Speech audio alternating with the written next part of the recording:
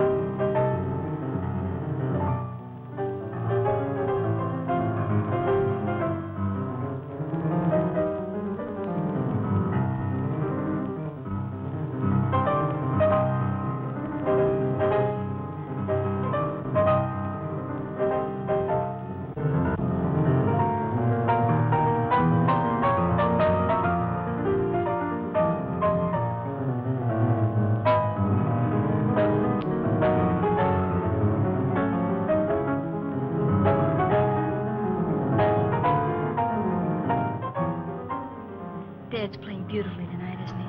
There's no finer artist.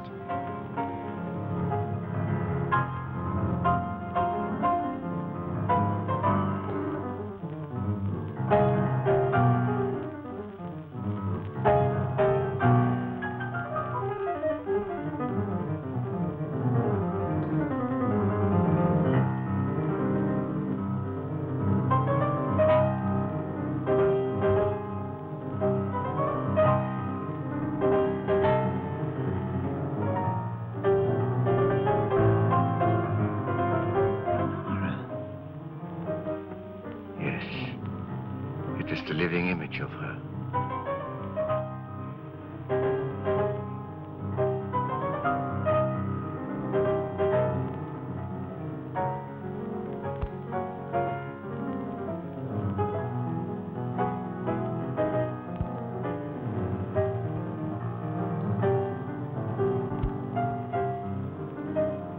Bob, will you change seats with me? Why, of course, dear.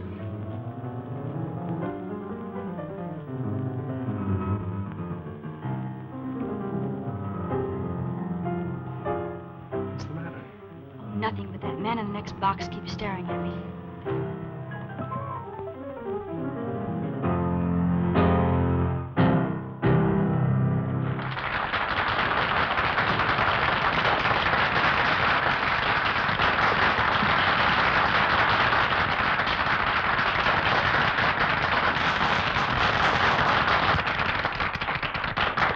Let's go back and see Dad during the intermission. All right.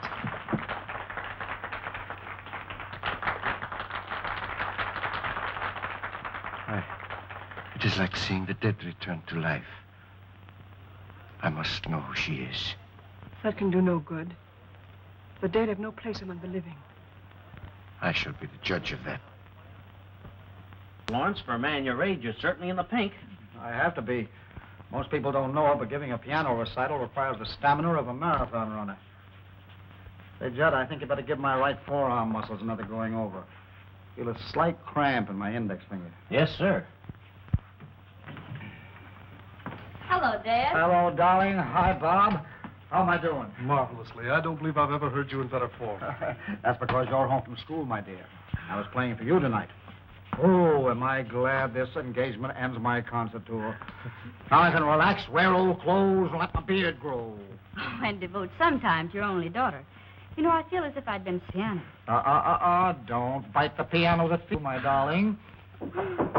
See where that is, Bob. Yeah.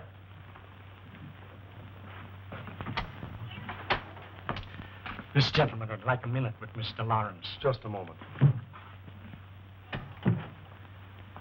Dr. Igor Markov is waiting to see you. Igor Markov. I don't know the man. I'll tell him to write me for an appointment. No, wait a minute, Bob. I've got a few minutes. Let him come in. My dressing gown's yet?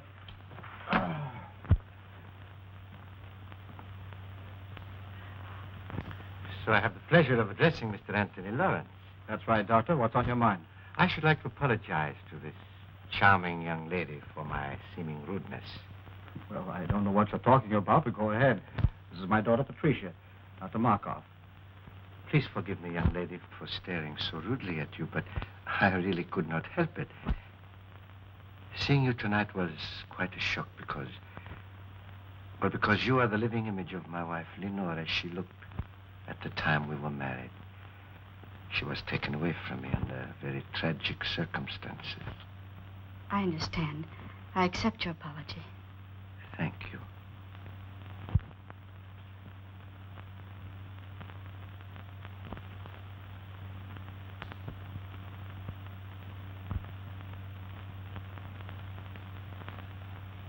This will always remain an unforgettable moment in my life.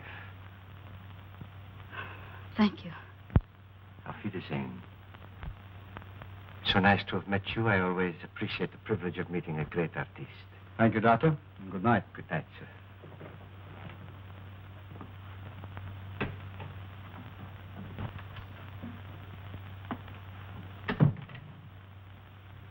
Funny people, these foreigners. Do you suppose Pat really resembles his dear departed, or... Orr is right. That cock and bull story was old in Caesar's day. The nerve of the guy. My dear boy, you've got to get used to other men admiring Pat. She's a very beautiful girl. There's a difference between admiring and ogling. By the way he stared at me, he gave me the jitters. You'll find him in the next box, fishy stare and all. Oh, no, I won't. We're going to hear the rest of this concert from backstage. Then I'll have to get your wrap. You left it in the box. Oh, please do. I'll wait for you here. Well, Judd, 5 minutes. We better get ready.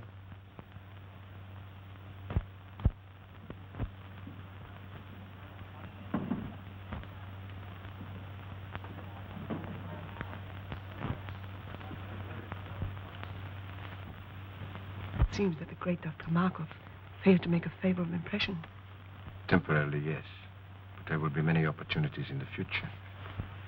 Besides, the doorman was not averse to accepting a little gratuity and gave me all the information I needed. Igor, I've risked my life for you. I've kept your secret all these years. Does all this mean nothing to you? Don't I mean anything to you? Because of your knowledge of my work, I need you as an assistant. You have never meant anything more, and you never shall. Keep that in mind.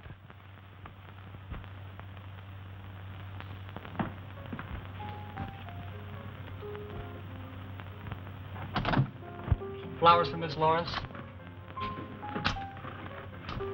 Sign, please. Thank you.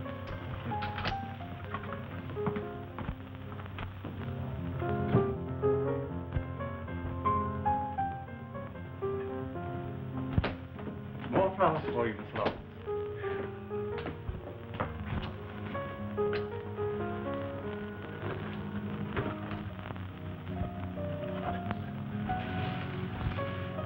Flowers, flowers, flowers. Morning, noon, and night. The man must be crazy. Keeps on, I'll hate the sight of him. Have Williams take those to the children's hospital. Right away, miss.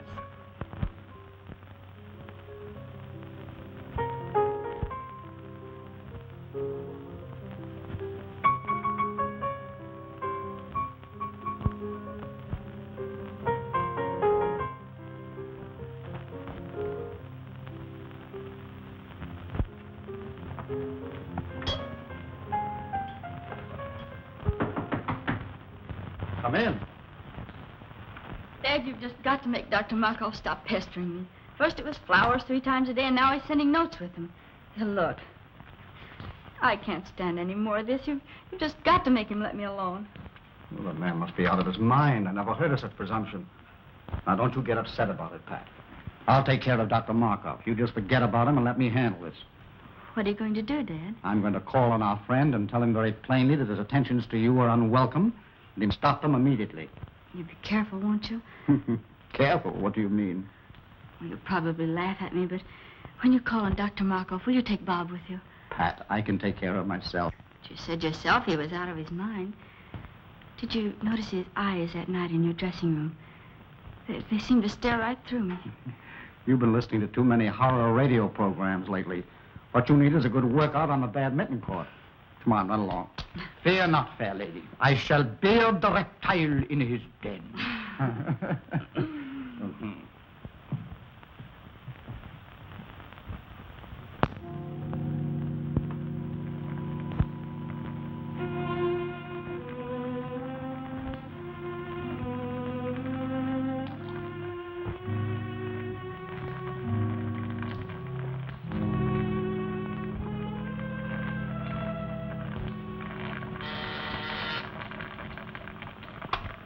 Yes? Mr. Anthony Lawrence is here to see you, Doctor. I will see him in a few moments. Oh, and Maxine, you had better relieve me. I'm making a new batch of X-54, and it requires constant watching. I'll be right in, Doctor. The doctor will see you in a few minutes. Won't you be seated? Thank you.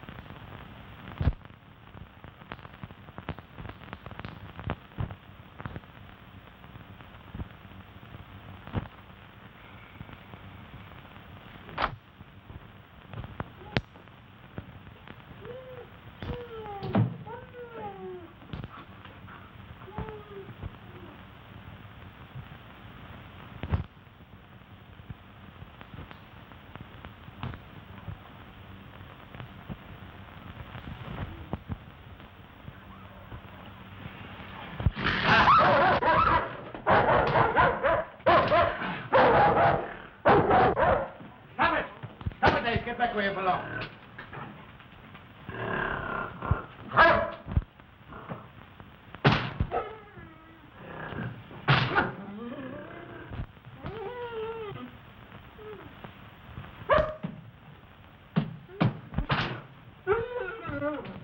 I wish you'd get rid of that brute. He's always hated me, and I'm deathly afraid of him. Oh, don't be a fool. He's perfectly safe in that cage. How could he harm you? It is silly. Besides, he's very essential to my work. Now, when that concentrate, the pituitary, boils dry, turn off all the burners. Add some elixir, place it in 4 cc ampoules, and refrigerate them. Yes, Doctor. Watch it closely. See that it continues to boil, but very slowly. Now I must go and talk to Mr. Lawrence. I cannot leave him waiting any longer.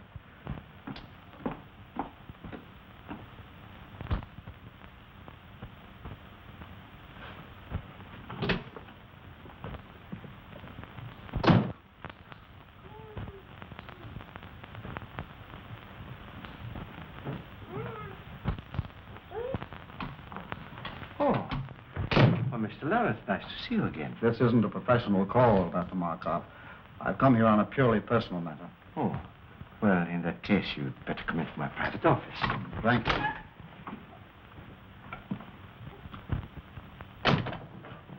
Won't you sit down? I'll remain standing, if you don't mind. Oh, as you wish. I'll get to the point very quickly, Dr. Markov. I've come here in regard to my daughter, Patricia. Ah, yes, a lovely young woman. And that's beside the point. She doesn't welcome your attentions. I'm forced to ask you to stop annoying her. I'm afraid you're being very insulting. Your persistence has left me no other choice. I've already explained my deep interest in your daughter. Perhaps you thought I was lying.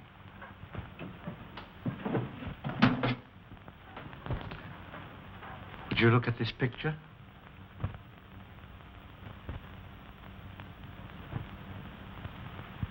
What if there is a resemblance?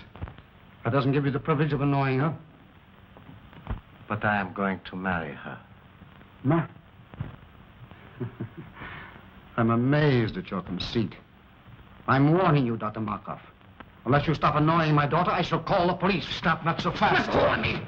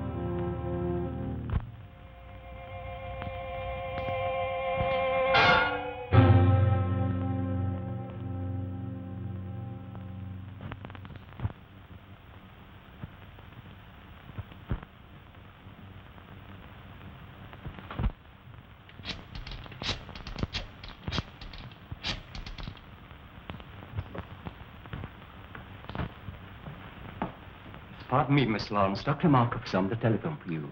Dr. Markov? Oh, say I'm not in. But he says it's important. He must talk to you concerning your father. My father? I'll talk to him.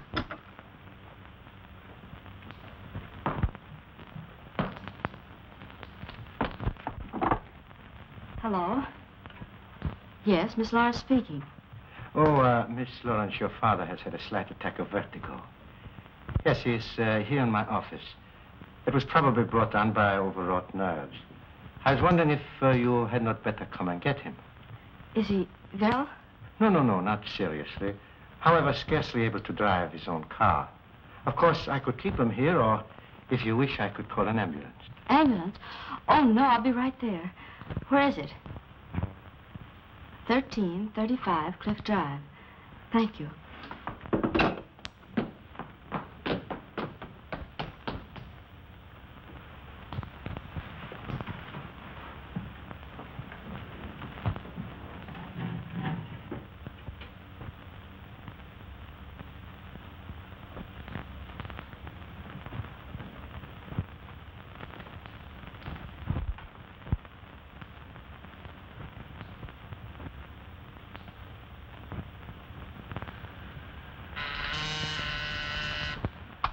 Yes, Doctor?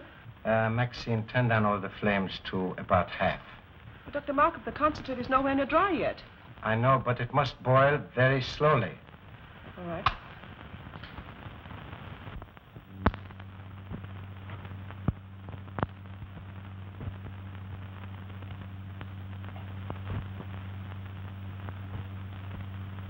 So you see, Mr. Lawrence, nobody having witnessed our encounter, I am perfectly willing to keep it a secret. Of course, if you desire to say something about it, I will admit that you threatened me with violence, and I was forced to protect myself. It is simply a case of your word against mine.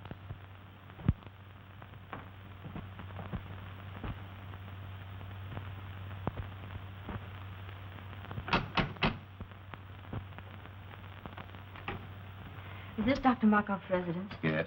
Are you Miss Lawrence? Yes. Come in. The doctor's expecting.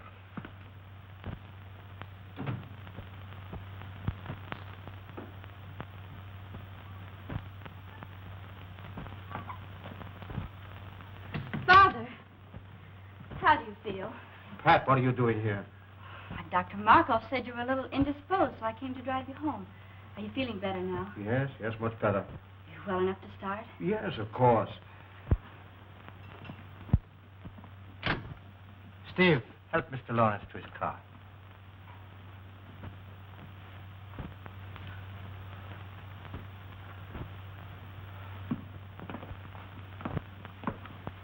Miss Lawrence, may I have a word with you? Yes.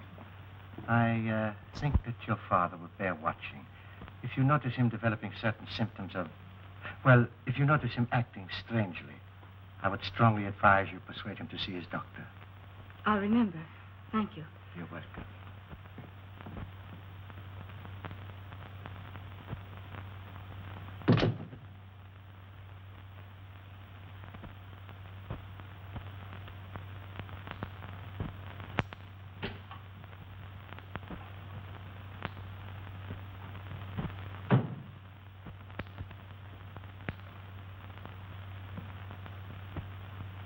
Have you finished? Yes, I did exactly as you told me. Why are you working on a Formula X54? I thought you were satisfied with X53. Not quite. I have succeeded with X53 in arresting the disease acromegaly, but it will do no more than hold it in check. Come, I will show you.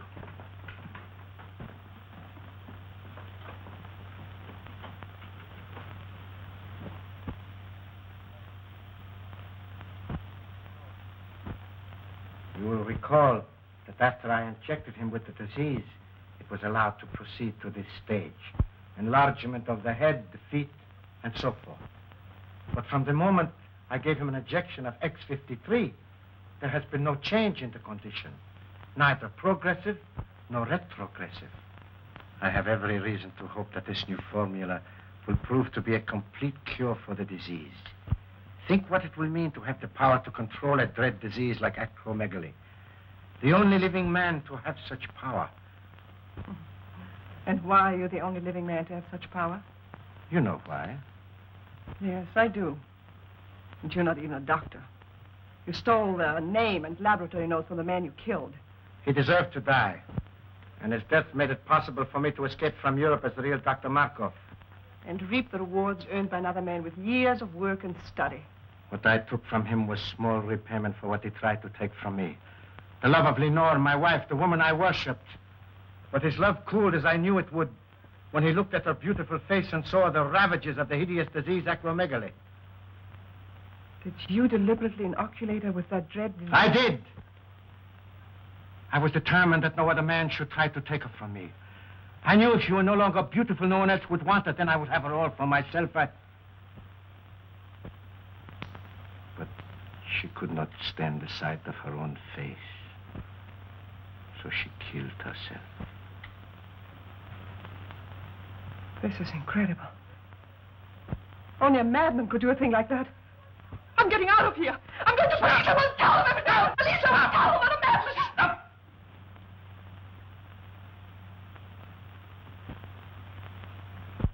You are going no place. You are going no place.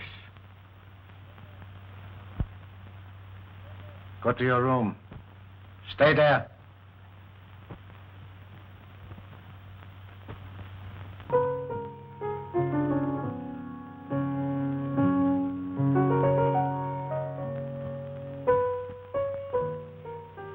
Good to have you back again with us, Bob. Glad to be back once more, Pat. It's no fun being away from you. I do wish you didn't have to spend so much time out of town.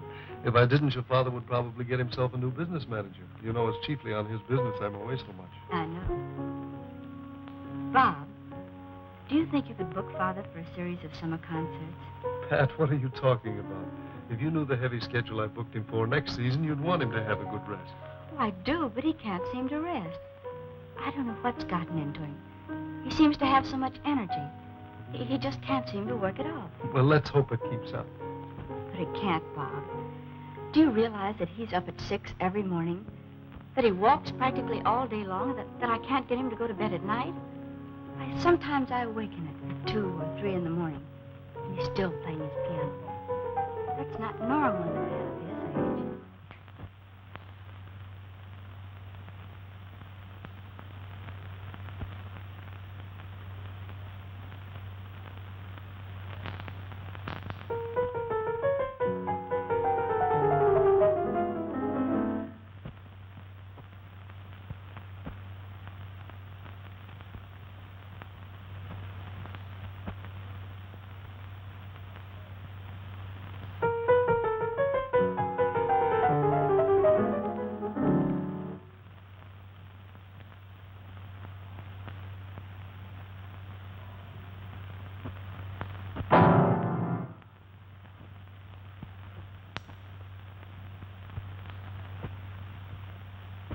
Pat, come here. You too, Bob.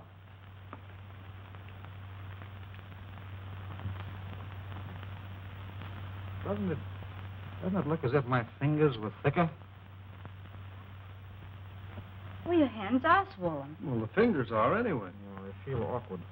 When did you notice this? The past few days, I felt something coming on. My feet, too, seem enlarged. All my shoes feel tight. Do you suppose you've eaten something that poisoned you? Oh, no. I'd know it if I had. He said if you felt bad, I should persuade you to see a doctor. Who said? Dr. Markov. Markov? When was that? That day you went to see him about a social matter. Oh, rubbish. Why should I see a doctor when I never felt better in my life? Because I want you to, Father. Promise me you'll see Dr. Adams at once. Let me call him now. Nonsense. There's nothing the matter with me, really. I'll tell you what I'll do. If this condition doesn't clear up by tomorrow, I'll drop in to see Dr. Adams just to put your mind at ease. But you won't go. You put it off. Why don't you let me call him now? Because it isn't urgent. Anyway, right now, I feel like going out for a walk. But you've been walking all day. I can't help it. I feel restless and full of energy.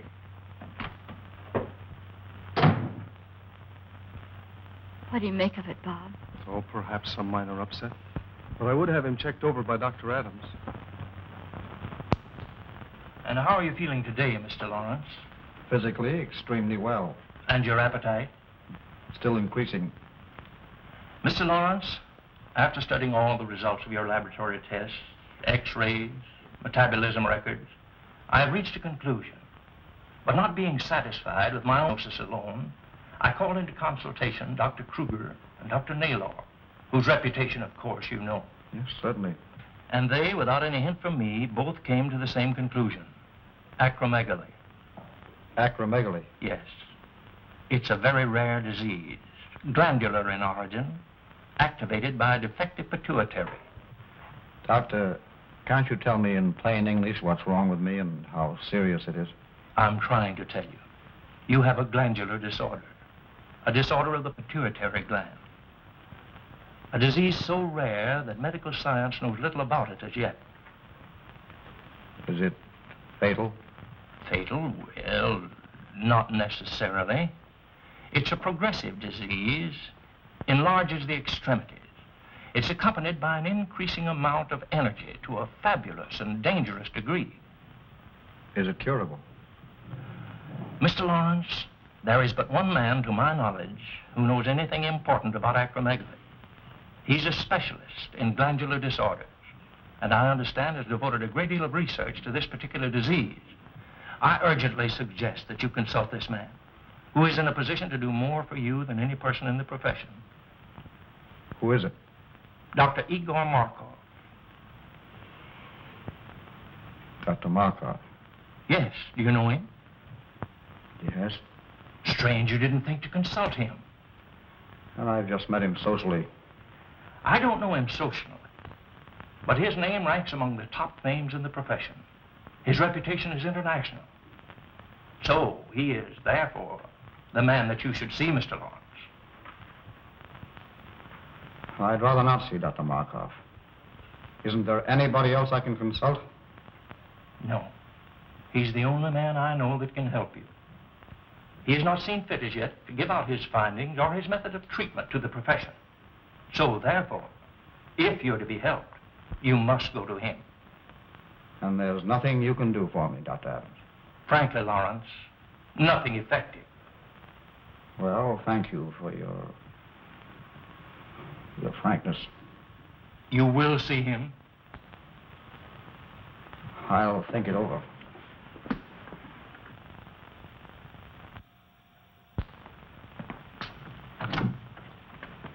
Hello, Stack. Is Miss Lawrence in? Oh, how do you do, Mr. Blake? I tell Miss Lawrence you're here. Bob, darling, I'm so glad you're back.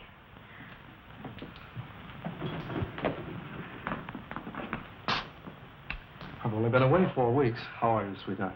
I'm so worried. About what? About Father. What's he been up to now? Well, that's just it, Bob. I don't know. He's locked himself in his room for weeks. He hasn't allowed anybody in to see him. Stack takes his meals into him, but he has to leave the tray in the music room. He says the door into the bedroom is locked and that Father won't come out until after he's left. Is he in there now? Yes, but the door from the music room into his suite is locked from the inside. He sounds in excellent form. He hasn't touched the piano in weeks.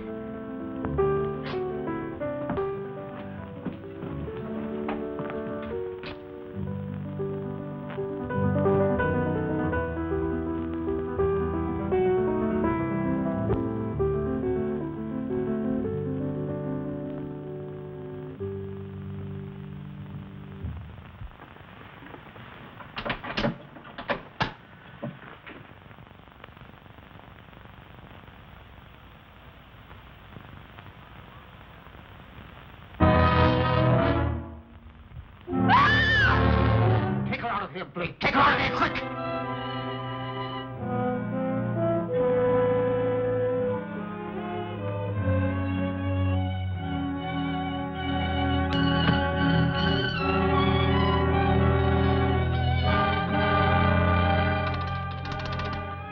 Oh, Stack. Have William bring my car down to the side entrance immediately and leave it there. I'll drive it myself. No.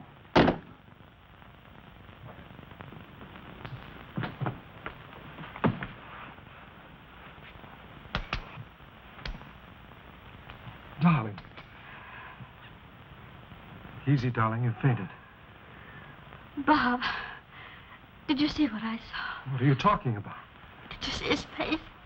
His head was so large. It's your imagination, darling. The lights in there were strange, that's all. No, Bob, no.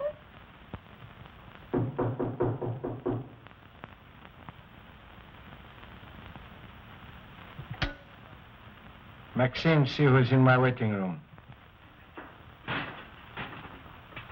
Maxine! Maxine, are you there? Maxine! Maxine! Maxine!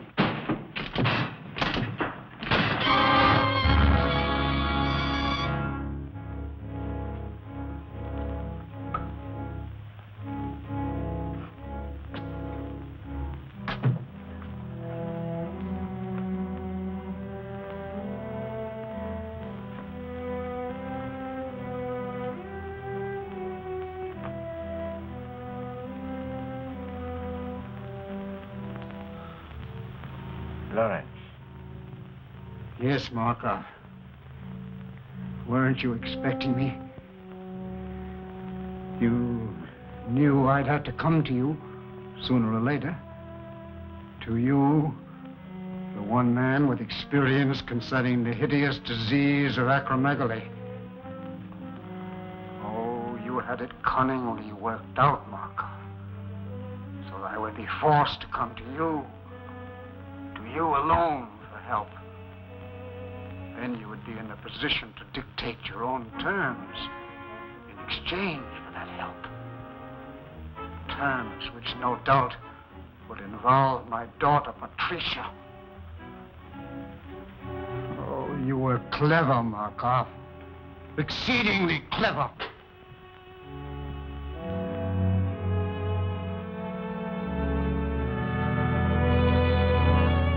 As the only man with sufficient knowledge of the disease, not only to alleviate it, but to infect a person with it, you hold a decided advantage. So you see, Markov, I know you infected me with something that caused acromegaly. But how you made the disease develop so rapidly, when science has proven that it takes years to reach this stage, I do not know. But you did. And now, Markov, I come to you as you knew I must, to make terms. I've come to make terms. No, Lawrence, you overestimate my control of the disease. I've made an extensive study of it. Yes, that is true. But after all, I am only an apprentice. Yes, the devil's apprentice. Markov, you have set yourself up as a Frankenstein and created a monster. I am that monster. But if you remember, the monster destroyed the man who created him. That is what I'm going to do to you. Destroy you! Good work, Steve. Put him on that chair while I prepare an anesthetic. Surgery began this evening. But I must put my mind at rest. Can't you take my word for it, Pat? I'm sorry, Bob. In this case, I can't. It's locked. You see, he doesn't want to be disturbed. But I must see him. Oh, not tonight, Pat, please. In the morning, perhaps. I'll tell you what. I've got to see him in the morning on some business. And as soon as I've finished, I'll send for you. How's that? Well, make it early. I can't have this hanging over my head. I know, dear, and I'll make it just as early as I can. Now, how about getting some rest for yourself? You look exhausted. Oh, I suppose I do, but I can't help it. You look lovely to me, dear. But you do need rest. Now run along. Sleep well. I'll try. Good night. Good night.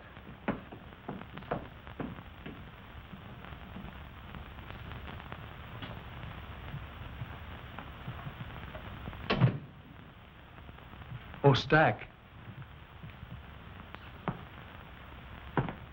Stack, have you got a key to the music room? Why, no, sir. Why?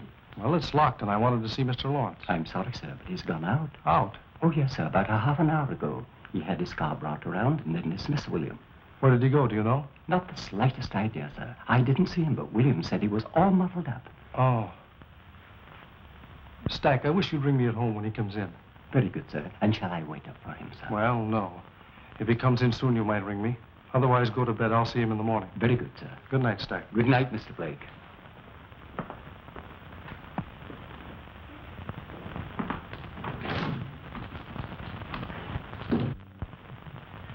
Put him in the room of the surgery in the east wing.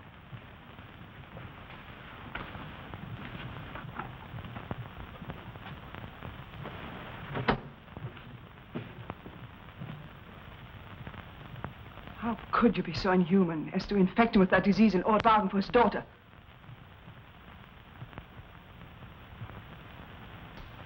Who gave you that idea? You left the dictograph open. I heard every word that was said. Forget what you heard. It does not concern you. I'll not forget. If you don't give up that insane idea of marrying Patricia Lawrence, I'll tell the truth about you. You would not dare. Oh, yes, I would. Does this mean that I have completely lost your loyalty? You speak of loyalty. You don't even know the meaning of the word. You seem to forget all the things I've done for you. I've even risked my life for you, hoping that you might realize how much I love you, that someday you might return that love. But no. All I meant for you was just someone to help you attain your own selfish aims. I'm tired of it. I can't stand it any longer. Do you hear me? I can't stand it. I'll never let you marry that girl. Never. Never, never, never.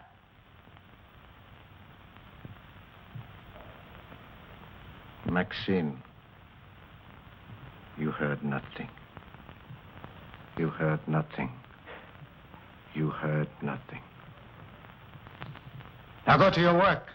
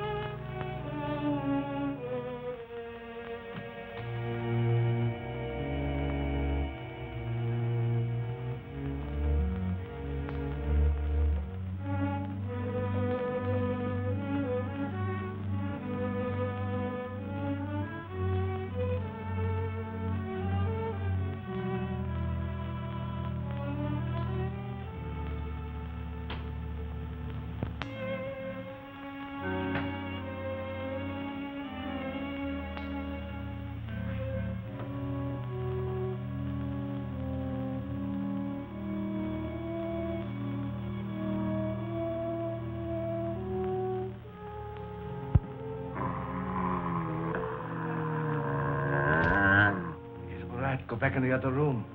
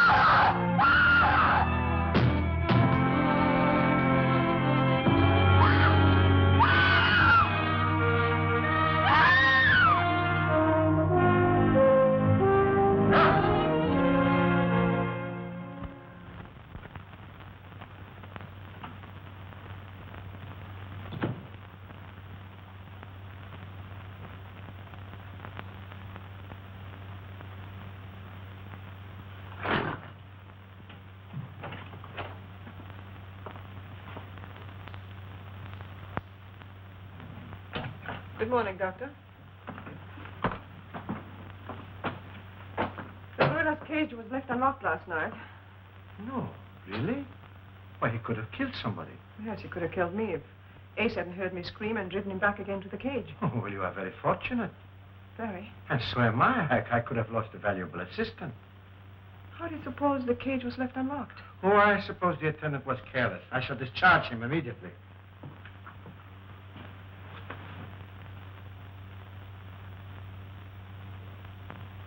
Look, Doctor. It's normal. You've discovered a cure. Maxine, it is marvelous. Maxine, this is great. Do you know what it means? It means that I can ask my own price. I can... Yes. Oh, by the way, Maxine, I have a special prescription I want filled at Handcuff and Groves. You will go and see to it yourself personally.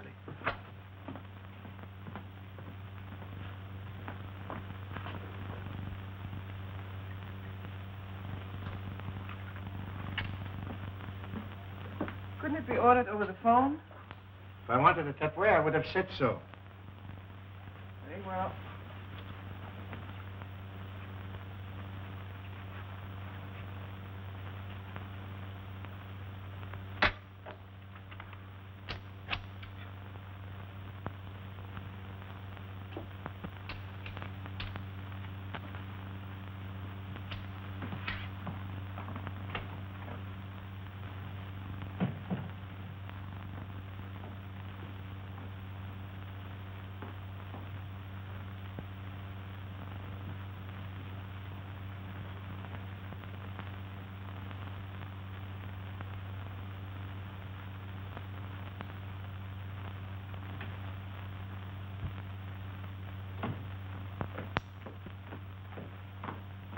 Good morning, Stack. Good morning, Miss Lawrence. Have you taken my father's breakfast into him yet? No, I haven't. You haven't? Why not? Well, as a matter of fact, your father isn't in. Isn't in? Where did he go? I don't know. He didn't say. When did he go? I can't exactly say. Sometime last night. Last night? Yes, miss. You mean he's been away all night and left no word? Absolutely none. I'll get it. Hello? Yes, Miss Lawrence speaking. This is Dr. Markov. Now, please don't be alarmed, but your father came to me last night for a consultation. Father came to you last night for a consultation? Yes. I found it advisable to keep him here for observation. How is he? Well, he's quite comfortable now. Yes, quite comfortable, Miss Lawrence, I assure you. I'll be right over and pick him up and bring him home. I would strongly advise against taking him home, Miss Lawrence. But why? I can't leave him there. Do you think I should take him to a hospital? I suggest you leave him right where he is, Miss Lawrence. You see, I have all the facilities here to take care of him in my sanatorium. Oh, I didn't know you had a sanatorium, too. I'll be right there. When Mr. Blake arrives, tell him I've gone to Dr. Markov's, 1335 Cliff Drive. Dr. Markov's, 1335 Cliff Drive. Yes. Very well, miss.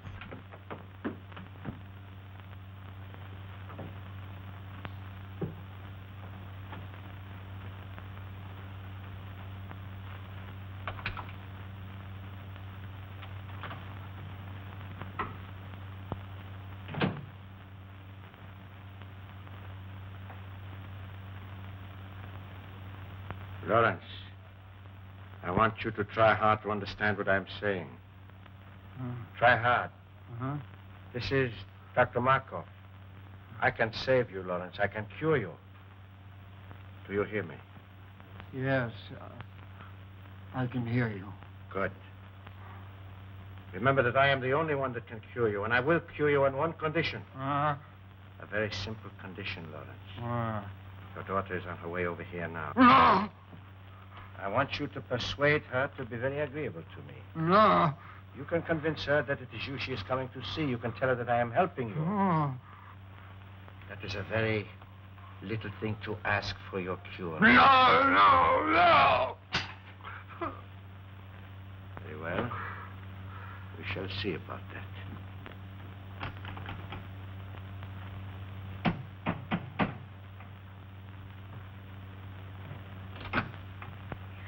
Dr. Markov, please. Come in. Dr. Markov wants you to wait in there.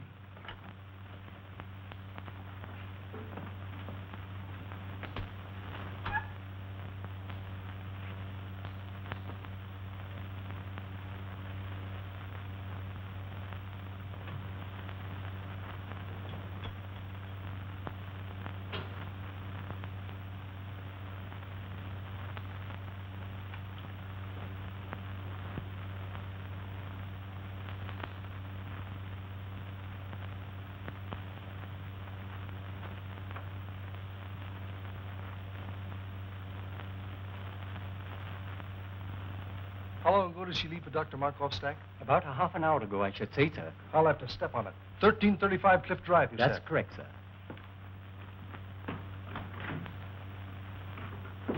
I do not have to cure you, Lawrence, because nobody knows I have discovered the cure.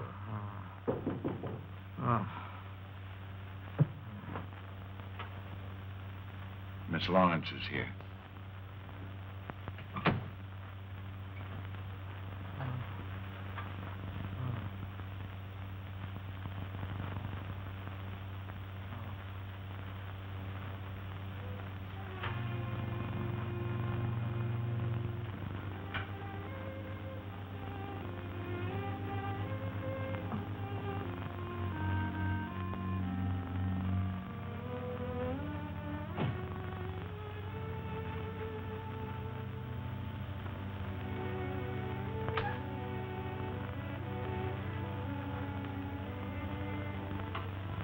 Miss Lawrence.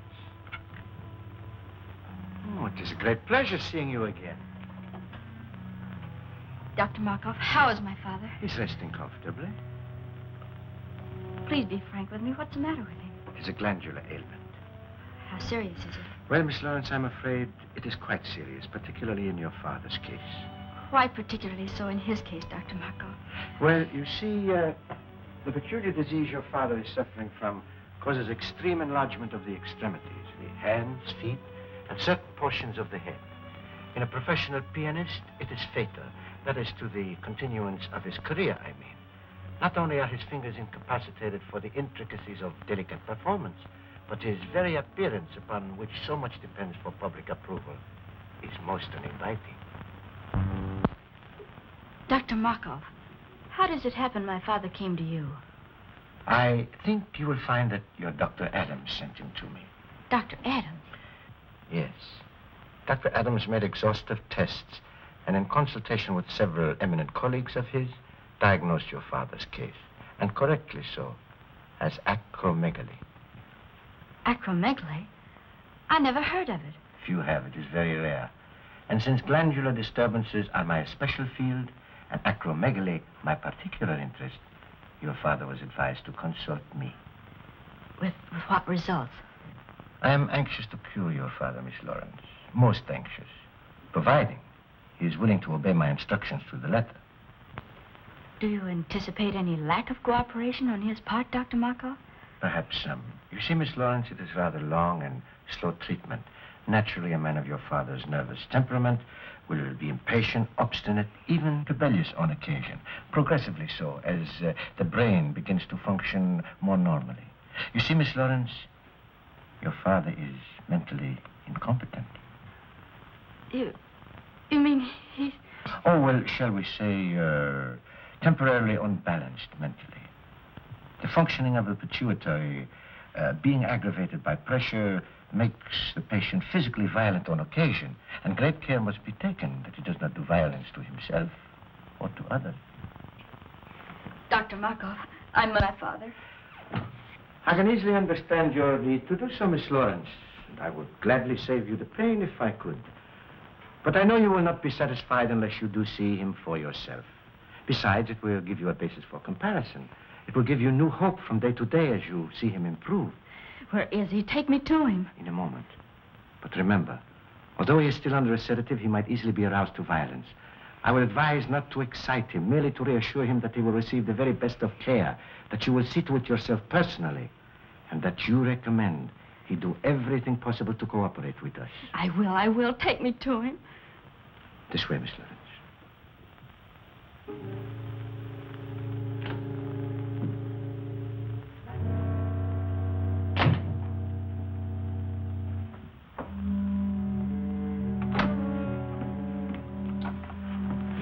to do.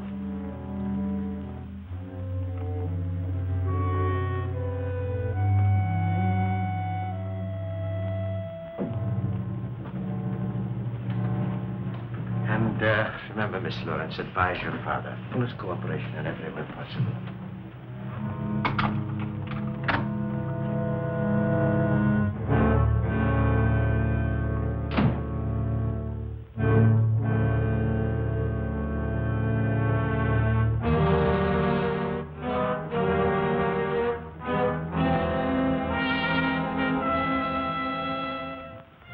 How ghastly.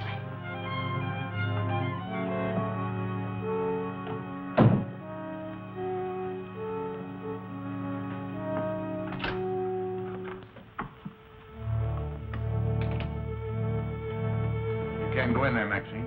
Why not? Dr. Markov said so.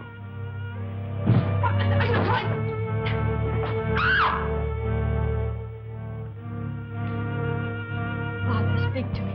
It's Pat. Father, speak to me. It's Pat. It's Patricia, Father. I'm here. Pat. You're going to be all right. Dr. Markov said so. Markov. Yes. He's going to cure you, he and I. Markov. Markov. No, no. Markov. Markov. No, no. Dr. Markov, why is he strapped down? To prevent his doing violence to himself or to others, Miss Lawrence. Take them off. Take them off, do you hear? Well, that would be very dangerous. Take them off, I say. Take them off at once. Stop that. Calm yourself. Calm yourself, Miss Lawrence. I don't care what you say. You can't treat him like a wild animal. It's a necessary precaution, Miss Lawrence. If he were to become violent, he would be extremely dangerous. I don't care what you say. You can't treat him like a wild animal. His recovery depends solely on you. What do you mean? I will cure your father when you decide to become my wife. Let go of me. I'll never marry you. Never is a long time. Some people do change their minds.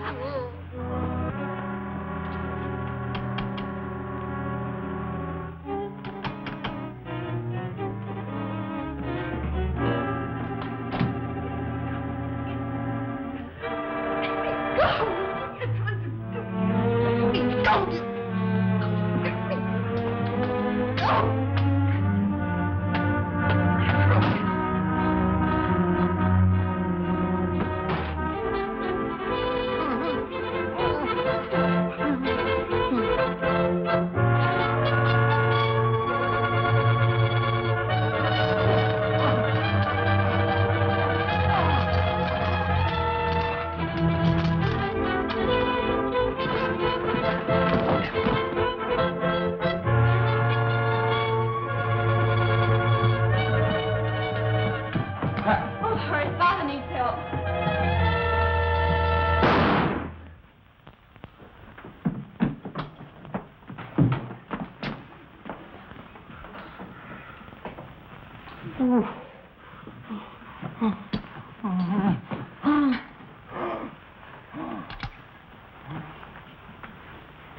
Is he all right?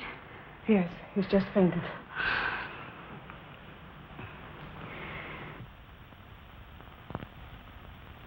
Dr. Markov was the only man who could cure Dad.